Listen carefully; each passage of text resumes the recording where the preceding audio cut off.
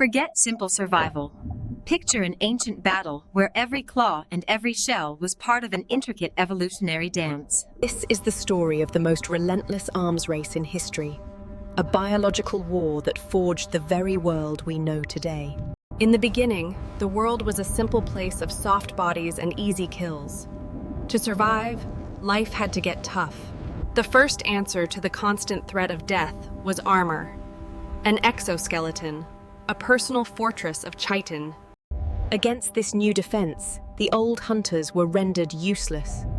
The balance of power had shifted dramatically. This armor was not just passive, it was an active defense, a shield that could be raised against any threat. But for every shield, evolution forges a sword.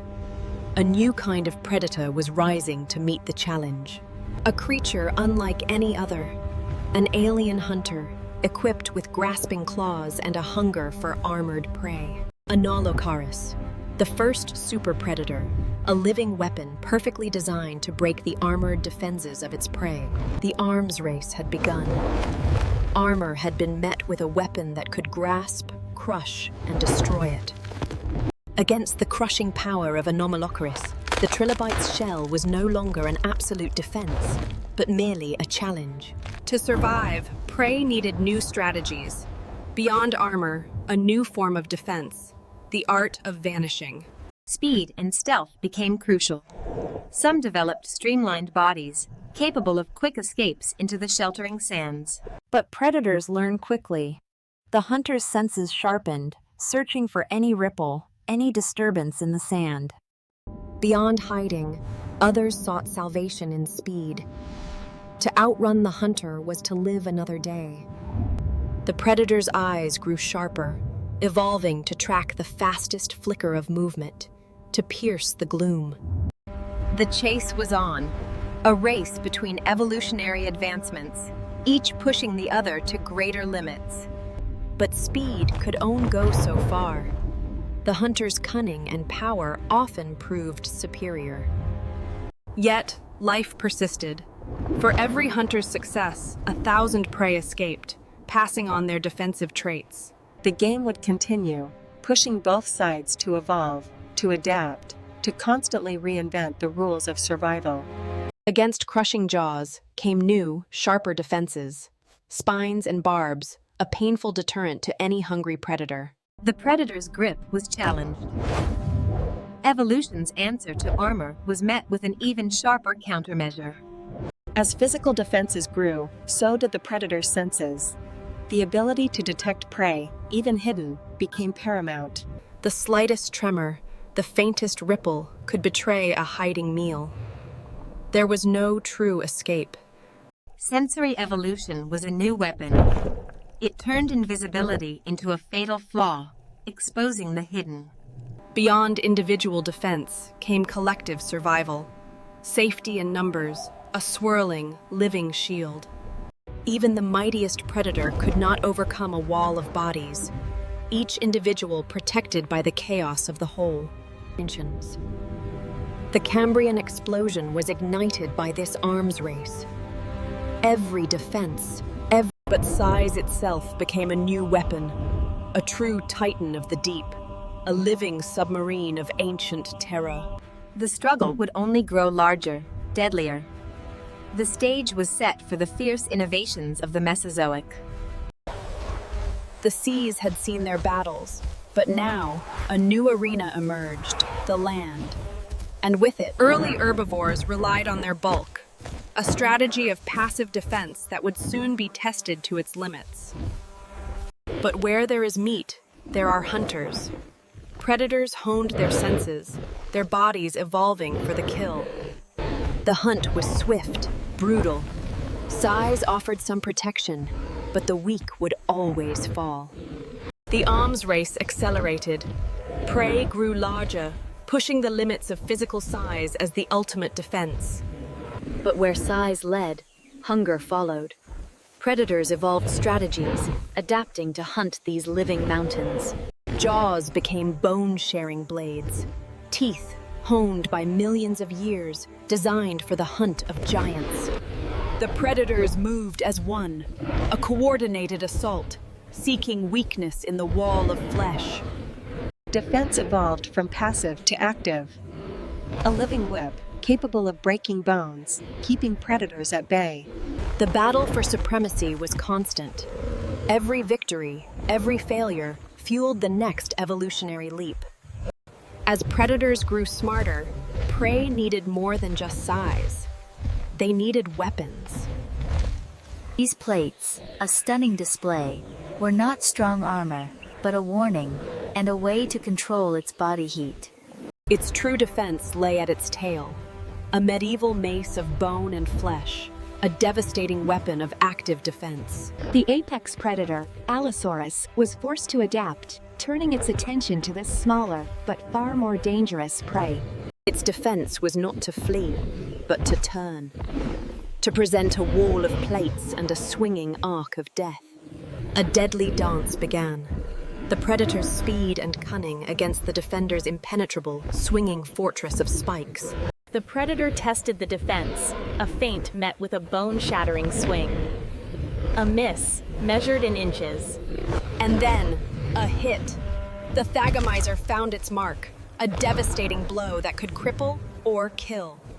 The hunter was broken, its own weapons useless against the specialized defense of its prey. The Stegosaurus had won. The arms race had reached a new level of deadly sophistication. But an even greater defense was yet to come. But what if a weapon was not enough? Evolution's next answer was to become an impenetrable fortress, a living battlement, a massive shield of bone, and 3 horns of solid keratin, sharpened to a lethal point. They were not solitary creatures.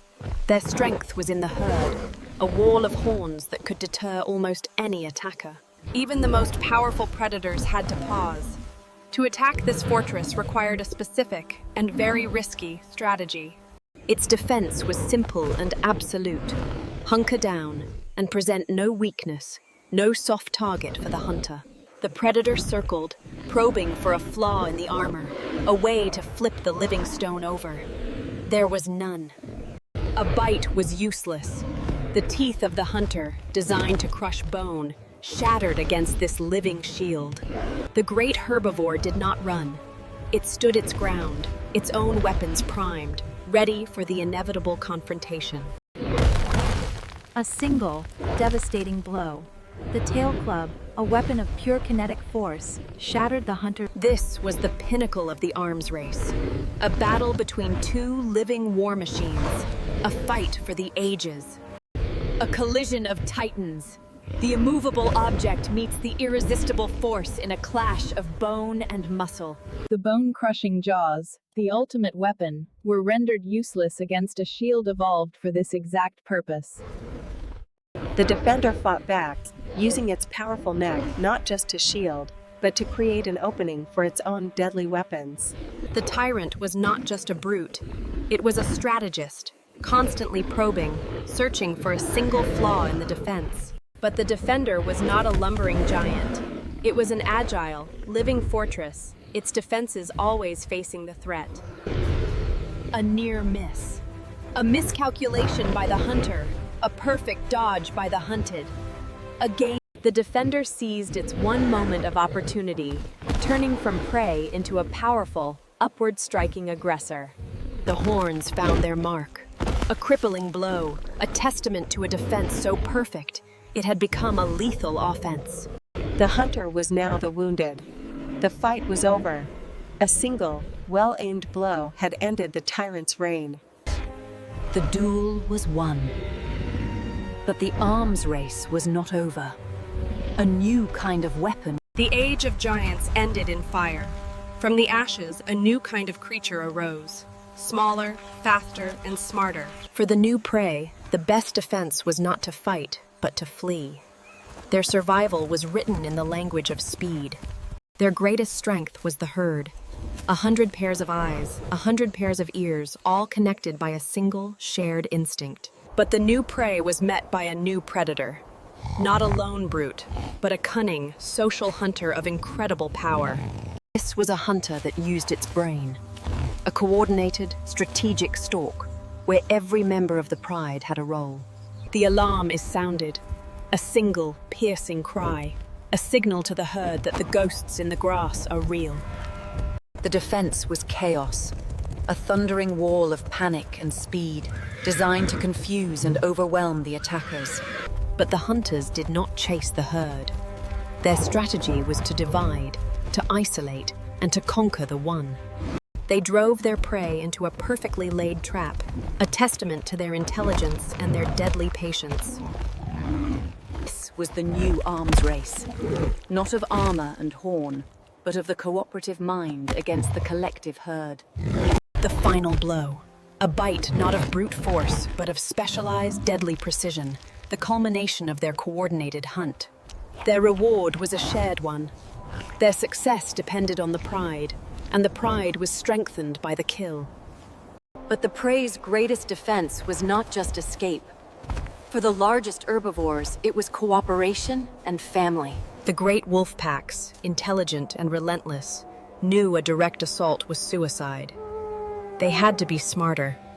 Their strategy was to create chaos, to probe the defenses, to find a single path to the herd's vulnerable heart. But the mammoth's defense was not to run. It was to stand, to form a living fortress around their young. A wall of tusk and muscle, a fortress of family. This was a defense born of... The wolves probed, but the fortress held firm. The collective will of the herd was stronger than the hunger of the pack. The matriarch's charge was a clear message. The hunt was over. The family was safe. The ultimate defense, the social bond, a weapon more powerful than any armor, any horn, any fang. But the cognitive leap would not stop with the herd or the pack. A new kind of mind was entering the arms race. Their fangs were not of keratin, but of flint. Their claws, carved from stone with unparalleled skill and artistry. For the first time, the hunt was not just a reaction, but a plan. A battle conceived in the mind before it was fought. Their chosen prey was one of the most dangerous on the plains, a living, battering ram of muscle and horn. They used their knowledge of the land and of their prey's behavior to shape the battlefield to their advantage. And they had a new weapon, a simple lever that could turn a man's arm into a powerful cannon. They did not face its charge head-on. They attacked from a distance, a new concept in the ancient world. A weapon that could strike with lethal force, from a distance far beyond the reach of tooth or claw. The trap, the spear, the plan, all converged in a single, decisive moment. The giant was felled. The arms race had reached its zenith. Brute force had been conquered by the abstract power of the human mind. The echoes of this ancient war are all around us, hidden in the DNA of every living thing. The race for speed, begun millions of years ago, continues on the plains of Africa today. The legacy of the armored titans lives on, a strategy of passive defense still effective against the world's greatest hunters. The cooperative hunt, a strategy perfected in the Pleistocene, is still the key to success for the great cats. The defense of the herd, the safety in numbers, a strategy as old as the Cambrian seas themselves.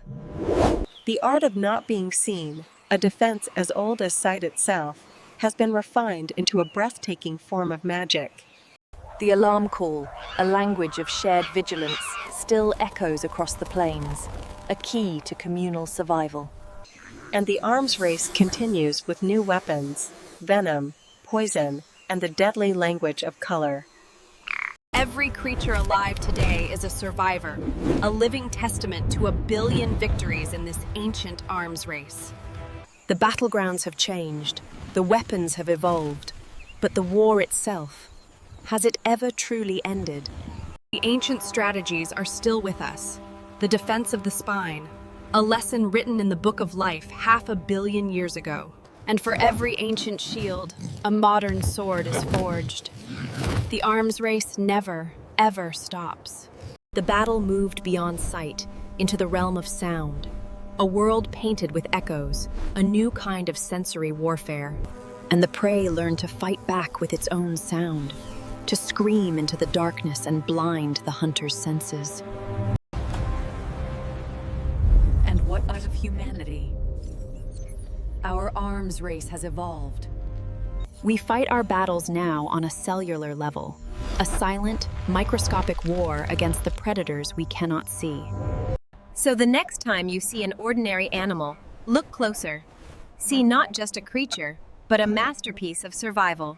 Every feather, every muscle, every quick beat of its heart is a story written in the language of predator and prey. It is a story that has been told for over 500 million years. A story of an endless, creative, and beautiful war. A war that has no victors and no end. Only a constant, breathtaking. The hunter's eye, a lens sharpened over millions of years, forever searching, forever hungry. The legs of the prey, a spring of muscle and bone, forever ready, forever poised to flee. The great weapons of the past are now silent monuments of stone, their stories echoing in our museums. But their legacy lives on, in every shell, in every spine, in every creature that seeks refuge in its own armor. And what of us? We entered the arms race with fragile bodies and no natural weapons to speak of. Our armor was our intellect. Our fang was our ingenuity. Our greatest weapon was our ability to work together. The ancient arena is empty now. The titans are gone, their battles faded into the stone and dust of ages. But the war is not over. Its story is written in the stripes of the zebra, the neck of the giraffe, the tusk of the elephant. It is a story that reminds us that all life is a survivor, a masterpiece of resilience, a veteran of an ancient, epic war. And that our own story is the most remarkable of all. Thank you for joining us.